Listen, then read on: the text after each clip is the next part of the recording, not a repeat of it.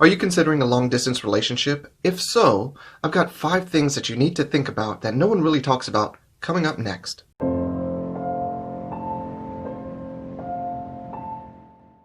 What's good, everyone? Mario here. Hey, if you're considering a long distance relationship, which I know a lot of you out there actually really do get into, and you could give it consideration and you jump in, at the very least, what I want to share with you are 5 truths about these LDRs that you're probably not considering because your friends don't talk about it, your family won't talk about it, and even dating experts will not talk about these insights, these truths about long distance relationships. I want to share them with you.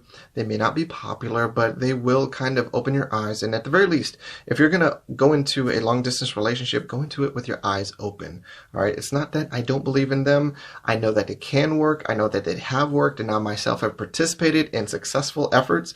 However, the odds are stacked against you. And if you are going into a long distance relationship, at the very least, go into it with your eyes open, knowing what you're dealing with. Okay? So this will help. 5 truths starting off now. Number 1, your friends and family don't want to get involved. A lot of times people go into these long distance relationships expecting that their friends and family are going to be involved. Maybe supporting, maybe spying, who knows.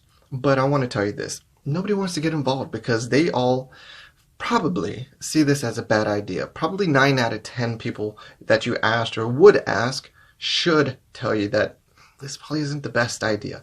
But no one is going to tell you that. And I'll tell you why. Because your friends and family and people close to you, they care about you, your feelings, and the relationship with you. So much so that they don't want to risk damaging it. So they're always going to hold back something, and especially holding back negative stuff. All right, trust me. Nobody wants to be the bearer of bad news. Nobody wants to give you a phone call like you think someone will and say like, "Hey, I saw your girl or your guy and they were out with such and such and they're doing this." Nobody wants to be the bearer of bad news. They know most of these long distance relationships will not work out, and they don't want to be associated in all the drama and it falling apart. Okay? Number 2, I want you to understand there's a need for you to identify not with your preferred reality, but with the actual reality. Your preferred reality is going to basically ignore quite a few important aspects of the relationship, things that you need to consider and just be able to say out loud. And here's the thing. To identify what you prefer versus the actual reality, one big clue that I can give you is this. If you don't want to talk about it, if you don't want to say it out loud, if you don't want to share certain information or details to someone else that are true, you just don't want to talk about things that are actually true. Things like the truth about distance or how long you've actually known each other, or, like what the expectation is for the other person, how you guys are going to pull it off, when you're actually going to see each other, what sort of future do you think this is going to lead up to, how long is this situation supposed to last. If you don't like those answers and if you avoid asking them, I would tell you you're probably looking at this at your preferred reality and not the actual reality. Trust me, whenever I'm working with clients, male, female, doesn't matter, whenever they don't want to answer something, I know it's because they don't like saying it out loud and they know it's bad. So the very first thing that I would encourage you to do is you have to be able to acknowledge your reality, and if you can't do it out loud, that's a big red flag for you. All right, number 3 truth is this. This is more so for the men. You need to acknowledge that women aren't so different from you. Men, do you love sex? Yes. So do the women. Okay? Imagine that. I know that a lot of times we're more concerned about the men and their behavior and their needs, but we tend to gloss over that when it comes to women. Newsflash, they're not that different from you, and they enjoy sex just as much as you. Imagine, fellas, if you could have multiple orgasms like them. You would love it a whole lot, okay? A whole lot more than you do right now. So think about that. I know a lot of you are going to kind of not think about it. You're going to be like, oh, well, they'll be fine. But think about how often you're tempted. Think about how often these impure thoughts kind of come into your mind and how often you are actually in situations that you're like, I'm not behaving or I don't want to. Don't think that anyone is that different from you, that, women, granted, I will say across the board, generally speaking, have better self-control for these situations than men, but it's not to say that you should rely upon that, okay? So you need to understand that women are going to have just as many mental and physical and whatever needs as you. That's tough to say out loud, but you need to hear it. All right? Number 4, I need you to understand that the odds are your relationship isn't forever. when I speak to people, I like to tell them that, of all your interactions and efforts towards a forever relationship, 99% of them end in failure. They end in, like when you try and talk to somebody, interact with them, and they kind of blow you off, or the conversation goes nowhere, or maybe you go out for a few times, and then it kind of just fizzles away. It fails. Or even if you have a short-term, middle, or a long-term relationship, ultimately they usually end because they don't end in like happily ever after for forever.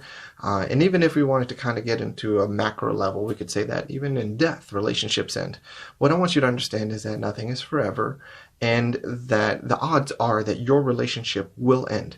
Now, when you kind of think about that, I would encourage you to then follow that up with the follow-up thought is, do I want to invest then in a long-distance relationship? If all relationships are going to end, is this the one that I want to invest my time, energy, and effort into, considering how difficult it might be and considering what might be so much easier and a better use of my invested energy, time, focus, attention, whatever? Okay?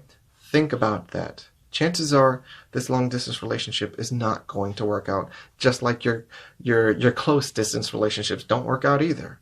Think about that. All right. Number 5, I want you to understand this truth. There is someone else out there for you. So I know the topic or the concept of soulmates is kind of popular and it sounds great, but the truth is it really makes very little sense that there is one person in this world right now that is your perfect matching partner for forever. That just sounds silly, because I want you to understand, every day widows who thought they met their soulmates are finding love again and remarrying. There are people who are divorced and remarry, and there are people who find their soulmates and then they cheat on their soulmates. So they find, or like it just, whatever you think about, like there's only one person, how much sense does that make? If you're holding on to this long distance relationship possibility, or you're already in a long distance relationship, if you're holding on to it because you think there's no one else, there is. Trust me, do you think these widows thought that there was someone else for them? But they found somebody. Okay, do you think all these divorced people thought that it was going to be like, oh man, I'll find this again, just like that? No, and actually there's probably a big wake-up call when they find out it's not very easy. But they still do, in rather large numbers. All right, so what that tells you is that if you think that this long-distance relationship is the only person that you could possibly have a relationship with, you're wrong. And that's good, because that means that the odds are in your favor. So those are my 5 truths. Thanks for watching. If you appreciated the content, be sure to like, comment, subscribe, and hit that notification bell. And if you're sick of feeling stuck and you're ready to level up your game and your meh love life, take action now. Click the link below to visit our website and experience our virtual game advisor feature. Choose the path of your game journey from the recommendations and resources ready and waiting for you.